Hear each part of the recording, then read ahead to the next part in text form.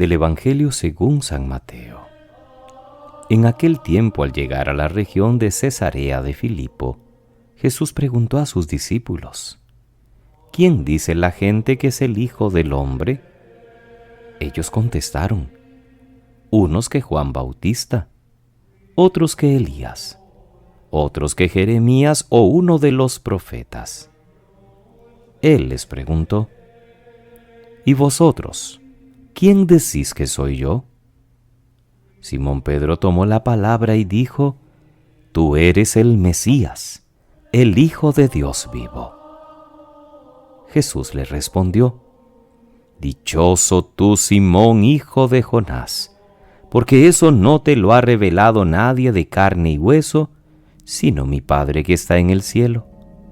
Ahora te digo yo: tú eres Pedro, y sobre esta piedra edificaré mi iglesia, y el poder del infierno no la derrotará. Te daré las llaves del reino de los cielos. Lo que ates en la tierra quedará atado en el cielo, y lo que desates en la tierra quedará desatado en el cielo. Palabra del Señor. Gloria a ti, Señor Jesús. Es 29 de junio, queridos hermanos. Es día de los santos apóstoles San Pedro y San Pablo, unidos en un entrañable recuerdo.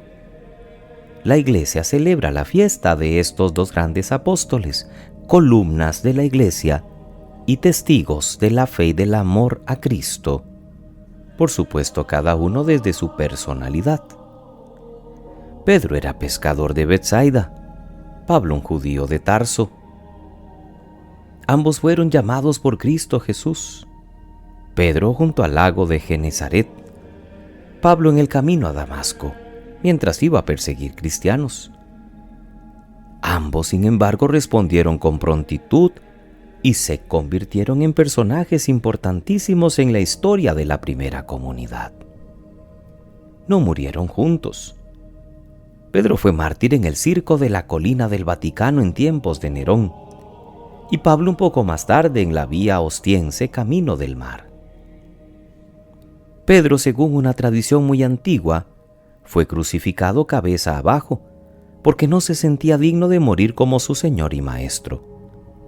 Por eso algunos signos e insignias que podemos ver en algunos tronos o sillas papales presentan la cruz invertida, no porque haya algún signo satánico como algunos detractores de la Iglesia quieren acusar, sino porque Pedro murió crucificado boca abajo y Pablo murió decapitado. Cada uno de ellos tiene una basílica dedicada en el lugar de su martirio: Pedro en el Vaticano y Pablo en la vía Ostiense. Basílicas que fueron levantadas en el siglo IV por Constantino, apenas iniciada la era de paz para la Iglesia. Y las lecturas que hemos escuchado en esta fiesta, en esta solemnidad, nos ayudan a entrar un poquito en la personalidad de cada uno de los apóstoles.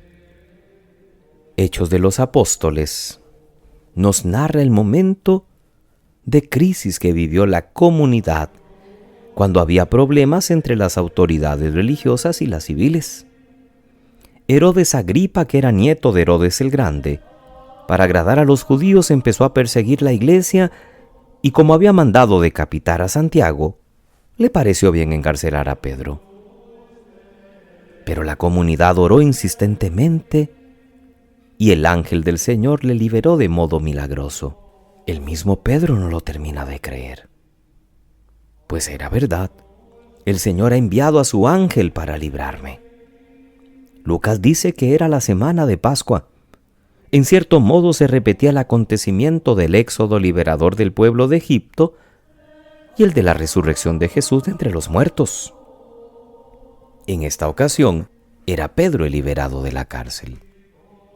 La segunda lectura, un trozo de la segunda carta de San Pablo a Timoteo. Pablo está en la cárcel, es prisionero en Roma. Lo tratan como un malhechor. Se siente débil, abandonado por todos y no se hace ilusiones sobre cuál va a ser el final. Pero Pablo lo sabe. El momento de mi partida es inminente. El que se entregó a Cristo a lo largo de sus trabajos apostólicos está casi deseando unirse a Él con la ofrenda propia de su vida. Y mirando atrás puede sentirse satisfecho de la labor realizada. He combatido bien mi combate, he recorrido hasta la meta, he mantenido la fe. Lo que Pablo no abandona es la confianza en Dios. Y el texto del Evangelio, conocido porque es el momento culmen de la institución de la Iglesia.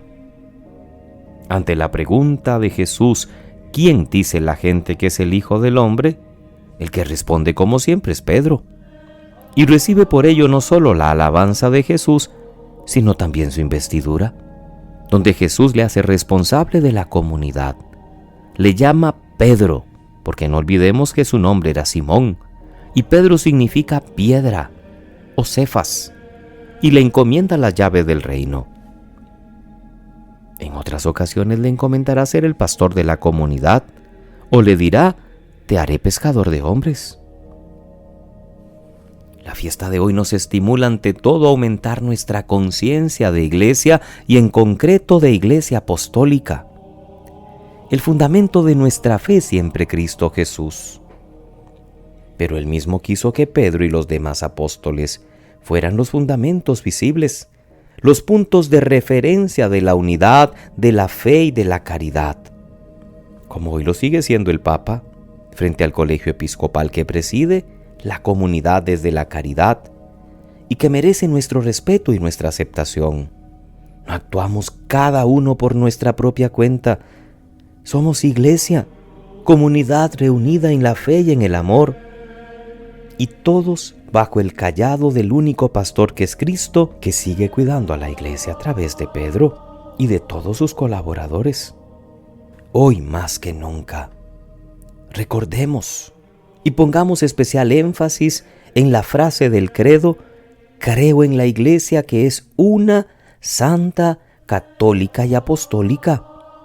Y lo mismo cuando en la plegaria eucarística nombremos, como hacemos siempre, al Papa, al obispo propio y al colegio episcopal, al contemplar estos dos grandes apóstoles de la primera era cristiana.